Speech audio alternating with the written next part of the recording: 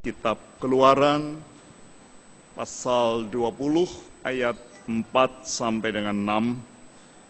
Ini kelanjutan dari pemberitaan firman pada 2 minggu setelah berturut-turut sebelumnya. Keluaran 20 ayat 4 sampai dengan 6. Mari kita berdoa.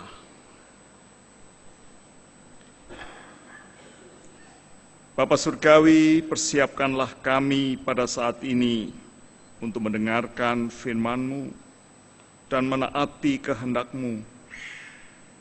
Pimpinlah kami oleh firman dan Roh-Mu Tuhan, sehingga dalam terang-Mu kami dapat melihat terang yang sesungguhnya. Dalam kebenaran-Mu kami dapat menemukan kemerdekaan yang sejati. Dan dalam kehendak-Mu yang baik, kami dapat mengalami damai sejahtera-Mu dan dapat menyatakan kesetiaan kami hanya kepadamu.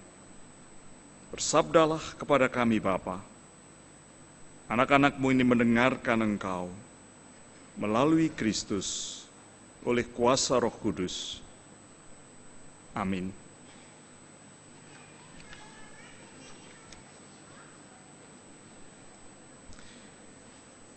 Jangan membuat bagimu patung yang menyerupai apapun yang ada di atas langit, atau yang ada di bawah bumi, atau yang ada di bumi di bawah, atau yang ada di dalam air di bawah bumi. Jangan sujud menyembah kepadanya atau beribadat kepadanya. Sebab Aku Tuhan Allahmu adalah Allah yang cemburu, yang membalaskan kesalahan bapa kepada anak-anaknya, kepada keturunan yang ketiga dan keempat dari orang-orang yang membenci Aku. Tetapi Aku menunjukkan kasih setia kepada beribu-ribu orang, yaitu mereka yang mengasihi Aku dan yang berpegang pada perintah-perintahku. Demikianlah firman Allah. Yang berbahagia adalah setiap orang yang mendengarkan sabda Tuhan, yang memelihara, yang melaksanakannya dalam hidupnya. Terpujilah Tuhan. Haleluya.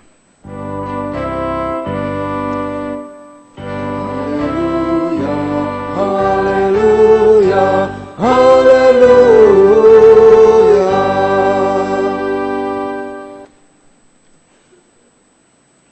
Kesetiaan kepada Allah, kesetiaan kita kepada Allah. Saudara-saudara, mengapa hal ini masih perlu kita renungkan kembali pada sore hari ini? Ada apa dengan kesetiaan kita kepada Allah? Apa ada yang salah, saudara-saudara? Khotbah hari ini tidak dapat dilepaskan dari khotbah-khotbah sebelumnya dalam 2 minggu berturut-turut, karena sampai bulan depan kita menjalani khotbah berseri. Tapi kalau ada yang bolong, saudara tidak datang pada minggu lalu atau dengan alasan apapun, minggu sebelumnya juga tidak apa, karena setiap khotbah selalu dapat berdiri sendiri. Tapi memang itulah, saudara-saudara, yang diperdengarkan pada 2 minggu sebelum ini. Lalu Allah mengucapkan firman ini. Ini ayat 1-3 dari Keluaran 20. Akulah Tuhan Allahmu yang membawa engkau keluar dari tanah Mesir, dari tempat perbudakan. Jangan ada padamu Allah lain di hadapanku. Saya hanya mau mengingatkan kita, saudara-saudara, bahwa konteks keseluruhan dari apa yang kemudian kita sebut sebagai 10 perintah atau hukum Tuhan itu adalah rencana dan tindakan keselamatan dari Tuhan sendiri bagi dunia dan bagi manusia. Maka Allah tidak bertindak sendiri. Tapi Dia dari awal telah ya mengambil prakarsa, berinisiatif, tetapi dia bekerja melalui sebuah umat yang adalah umat Israel. Ini bukan karena Israel hebat. Pilihan kepada Israel bukan karena Israel unggul, tidak.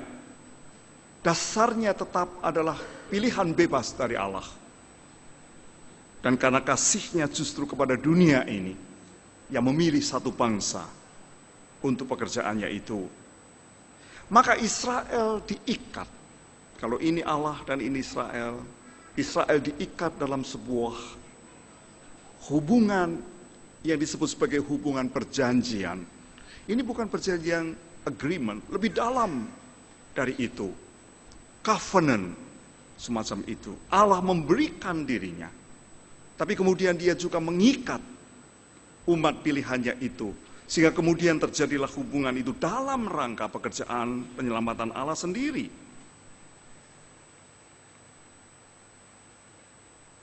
Maka ketika Allah mengatakan, akulah Tuhan Allahmu, Ia juga mau mengatakan, kamulah umat milikku. Maka dasar dari pemberian 10 perintah, 10 hukum itu, saudara-saudara, adalah untuk menjaga, untuk merawat hubungan tadi, supaya inisiatif Allah direspons oleh umat, dan kemudian melaluinya Allah bekerja untuk menyatakan keselamatannya. Tapi siapakah Allah itu? Siapakah Allah Israel itu yang kemudian juga siapakah Allah kita? Karena Allah kita adalah juga Allah Israel. Rupanya dalam konteks yang asli, dalam kehidupan Israel, saudara-saudara, memang ada banyak sekali Allah-Allah lain. Dan inilah yang menjadi dasar mengapa Allah menegaskan lagi siapa dia dan bagaimana umat mesti merespons kepada Allah, Allah yang telah bertindak itu. Nah, kalau kita lihat dalam hidup kita, saudara-saudara, saya juga kadang agak khawatir melihat ada gejala sebetulnya tertentu muncul dalam peribadatan yang buat kita juga tidak dapat kita hindarkan. Bahwa Allah seperti ada di sana. Allah, saya katakan, seperti jegelek di sana. Ini apa ya? Ada di sana lalu kita datang dan kita menyembah, kita katakan, kita memakai pujian-pujian yang memuja Allah seperti itu. Sebetulnya tidak ada yang salah di sana. Yang menjadi keliru adalah kalau gambaran, dan itu menjadi persepsi iman, bahkan penghayatan iman. Seolah-olah Allah ada di sana, tapi dia pasif. Dia duduk saja, dia tenang, duduk manis di sana, lalu dia melihat ke bawah dan semua orang memuja-muja dia. Lalu seolah-olah Allah kemudian menjadi puas. Saudara-saudara, Allah bukan Allah yang pasif. Allah bukan Allah yang diam saja, yang tinggal menerima persembahan dari umatnya. Tapi Allah, dan ini adalah Allah Israel yang adalah Allah kita, adalah Allah yang aktif, Allah yang berprakarsa, Allah yang melakukan sesuatu. Dia mau menyelamatkan, dia membebaskan. Karena itu, akulah Tuhan Allahmu yang membawa engkau keluar dari tanah Mesir, dari tempat perbudakan. Allah adalah sang pembebas itu, dia bekerja, dia konkret sekali. Bangsa dari perbudakan itu dibawa keluar. Dan itu menjadi dasar pembentukan dari bangsa itu. Karena bangsa itu kemudian melihat bahwa mulainya justru dari prakarsa Allah yang membebaskan itu. Nah, Allah itulah. Allah yang adalah sang pembebas, yang aktif, yang berprakarsa itulah yang mesti diterima dan dipercaya dengan sepenuh hati, dengan segenap jiwa, dengan sepenuhnya. Karena itu jangan ada padamu Allah lain di hadapanku. Itu sudah kita dengar pada minggu yang lalu, saudara-saudara. Perintah yang pertama itu hanya Allah Sang Pembebas itu yang patut untuk disembah dan ditaati. Nah, persoalannya bagaimana ini? Bagaimana cara kita untuk sungguh-sungguh dapat menyembah Allah yang aktif, Allah yang berprakarsa, Allah yang membebaskan itu? Bagaimana kita taat kepadanya? Maka Allah itu harus ditaati secara penuh, tanpa kompromi. Mengapa, saudara-saudara? Karena umat pilihan dari Tuhan yang diikat dalam perjanjian itu, Israel pada waktu itu, dan sekarang gereja Tuhan, termasuk GKI Kebayoran Baru atau gereja manapun, kita semua. Dalam kenyataannya, ternyata kita hidup di tengah-tengah dunia ini yang penuh dengan Allah lain dalam huruf kecil. Dulu disebut sebagai ilah, dalam terjemahan baru Allah, tetapi hurufnya kecil. Nah itu, jadi sebetulnya ada semacam politeisme yang terselubung, poli banyak, teis, theos, Allah. Jadi kita sebetulnya konkret berada dalam situasi kehidupan yang ya dipenuhi dengan begitu banyak Allah lain dalam huruf kecil, ilah-ilah, dewa-dewa, dengan cara yang lain dikatakan seperti itu.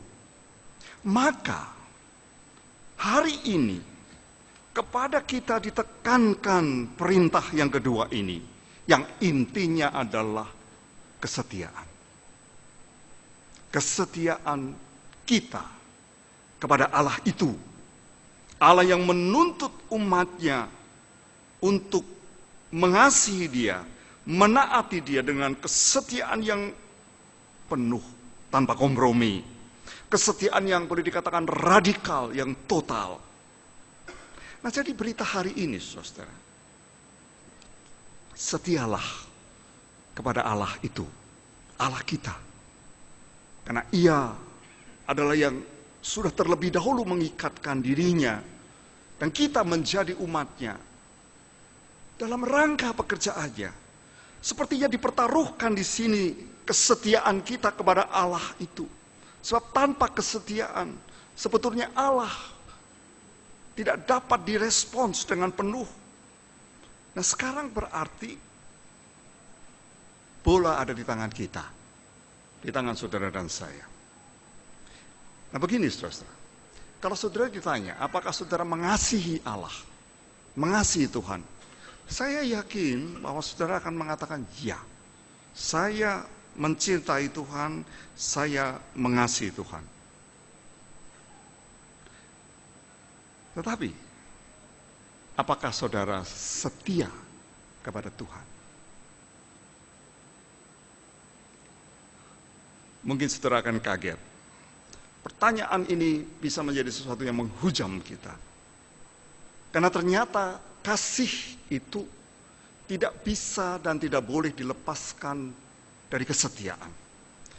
Kasih setia itu menjadi dua muka dari satu keping mata uang. Saya selalu menggambarkan seperti itu untuk dua hal yang tidak dapat dipisahkan.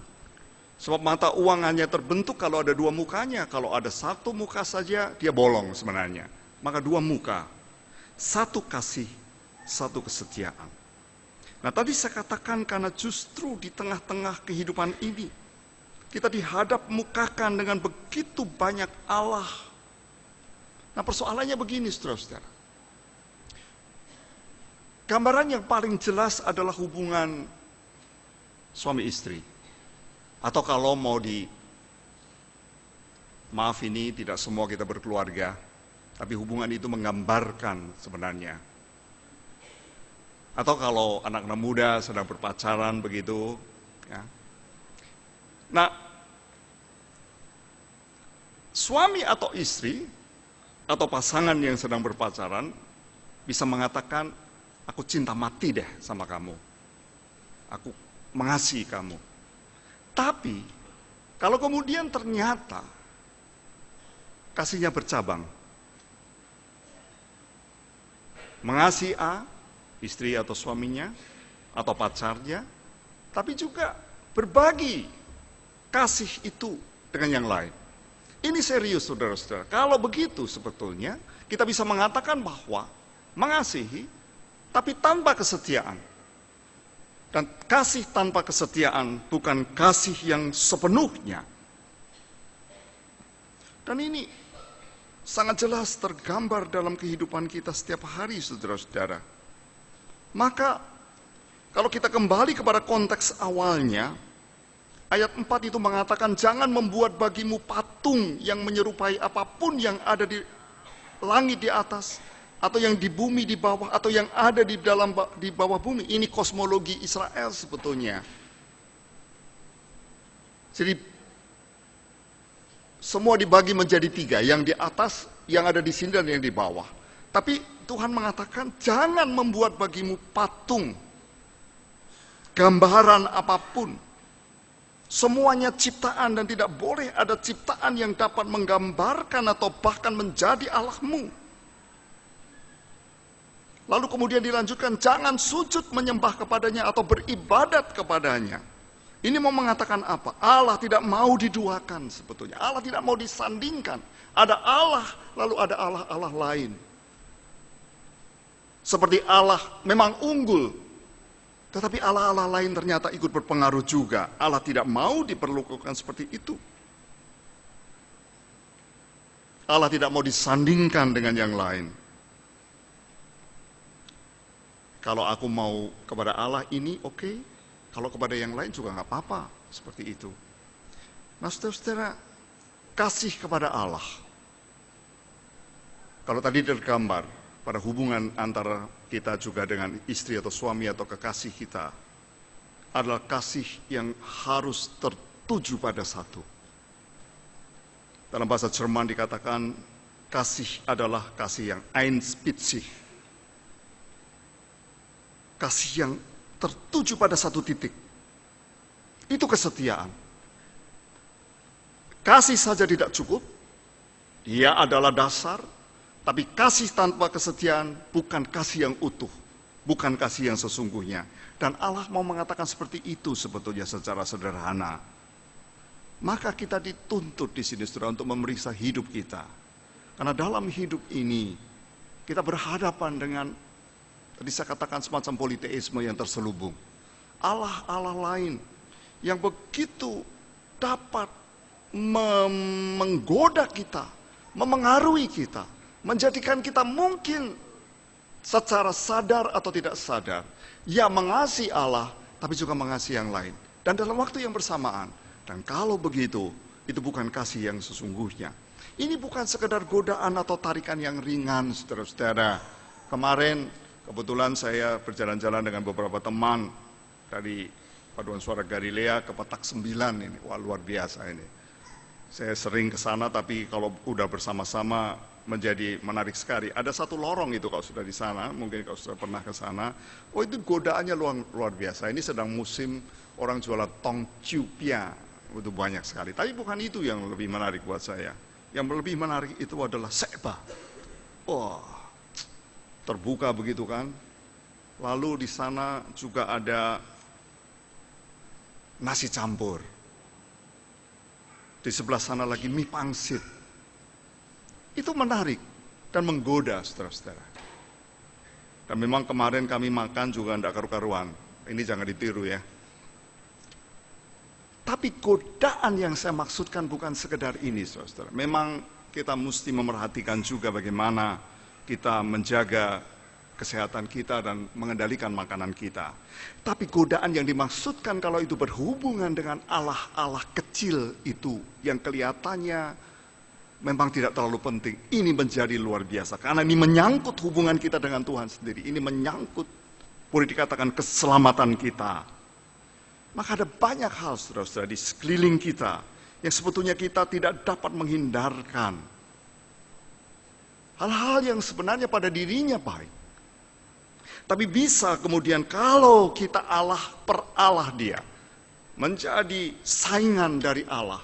Dan ketika kita menyembah dua-duanya, maka kesetiaan menjadi luntur. Dan ketika kesetiaan luntur, kasih menjadi tidak utuh, menjadi kabur. Macam-macam. Yang paling jelas yang sering dan dapat dikatakan adalah kekayaan, adalah uang. Kalau kita sampai mendewakan dan dikuasai oleh kekayaan atau uang, saya rasa kita sudah berselingkuh sebenarnya. Maaf, kata ini keras. Dan Allah tidak mau bahwa kita berselingkuh di hadapannya. So, perselingkuhan terjadi ketika kita tidak setia. Kita boleh mengatakan mengasihi Allah luar biasa, menyembahnya, memujinya, macam-macam. Tapi kalau kita tidak setia kepadanya, dan itu kita ungkapkan dan kita membiarkan dia memilih, karena begitu ada banyak pilihan. Dan dalam hal ini kekayaan atau uang itu, awas. Kita berada betul-betul pada bahaya bahwa kita tidak setia. Kita berselingkuh di sana. Setiap kali saya merenungkan soal korupsi, saudara, mudah-mudahan sudah tidak bosan kalau saya mengatakan ini.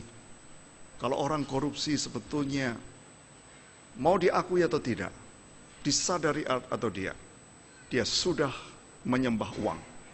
Dia sudah diperbudak dia sudah mengalahkan kekayaan. Apapun juga alasannya. Oleh sebab itu, ia dapat melakukan hal-hal yang sebetulnya bertentangan dengan Tuhan. Perhatikan, dia tidak peduli itu.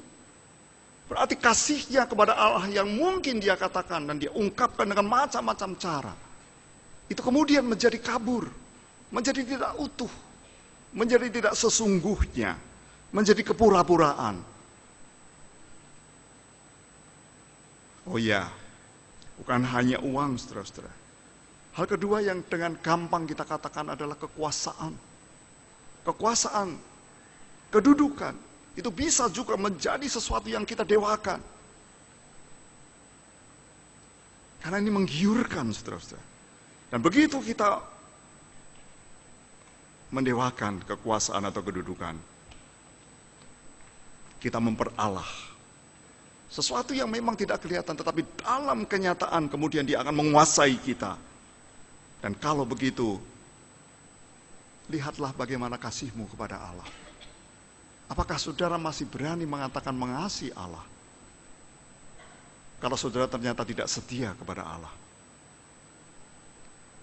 Dari mimbar ini saya mau mengatakan, saudara-saudara, saudara hanya boleh mengatakan sungguh-sungguh mengasihi Allah kalau saudara setia kepadanya. Di tengah-tengah begitu banyak godaan yang menantang, yang menarik, maka kita dituntut dan ditantang betul. Bukan sekedar untuk membakar patung-patung. Ada orang atau aliran yang mengatakan pokoknya tidak boleh ada patung di rumah, setiap patung selalu akan. Itu gambaran yang harfiah terhadap apa yang ada di sini. Lah kalau patungnya adalah sesuatu yang diberikan pada kita pada momen tertentu oleh suami atau istri, masa mesti kita bakar? Masa dengan sendirinya patung itu lalu dengan harfiah kita katakan, itu tidak menjadi penting. Kecuali kalau patung itu saudara sembah, kalau patung itu tidak saudara sembah. Tapi ada aliran yang justru sangat berkonsentrasi pada patung-patung. Bukan itu, saudara-saudara. Gambaran mengenai jangan membuat patung atau apapun yang menyerupai ini adalah sebuah gambaran metaforis buat kita sekarang untuk mengatakan jangan ada apapun yang kamu gambarkan dia dan kamu sembah dia menjadi seperti Allah. Sangat gampang. Apapun juga, memang termasuk patung juga kalau patung itu sudah sembah. Kalau tidak, nggak ada persoalan. Dan menjadi persoalan adalah sesuatu yang justru tidak tergambar seperti patung yang fisik itu. Nah ini sekarang kita ditantang untuk itu, saudara-saudara, untuk melihat kasih kita kepada Tuhan, kepada Allah yang sudah terlebih dahulu mengikat kita, membebaskan kita, menyelamatkan kita. Apakah sungguh-sungguh kasih itu adalah kasih yang disertai dengan kesetiaan? Berita firman Tuhan hari ini sangat keras, saudara-saudara. Allah tidak mau kita berselingkuh. Allah mau supaya kasih kepadanya adalah kasih yang einspizig, yang tertuju hanya kepada Dia. Tidak mudah, saudara-saudara, pasti. Karena saudara akan mengatakan, ya saya kan lemah. Tuhan tahu juga kalau saudara lemah. Tapi Tuhan dalam kelemahan saudara tetap menuntut ini. Ini sebuah perjuangan pasti. Dan percayalah bahwa ini berarti sebuah komitmen. Dan Tuhan tidak akan pernah meninggalkan kita. Namun yang menjadi persoalan adalah apakah kita mau. Dan biarlah kita membarui kesetiaan kita kepada Tuhan, saudara-saudara. Kita lihatlah, dengan jujur kita katakan, kita periksa diri kita apakah selama ini ternyata kasihku kepada Dia tidak disertai dengan kesetiaan yang sungguh-sungguh. Dan biarlah, kalau begitu, kasih kita kepada Tuhan akan diiringi dengan kesetiaan yang hanya kepadanya, yang membuat kita lalu menunjukkan kasih kita juga hanya kepadanya dan bukan kepada yang lain-lain. Godaan luar biasa ada di pilihan, ada begitu banyak. Tapi biarlah kita akan di tengah-tengah pilihan yang ada itu, kita berjalan sebagai orang-orang percaya yang mengasihi Allah, tapi dengan kasih yang tertuju hanya kepadanya, dengan kasih yang disertai dengan kesetiaan. Amin.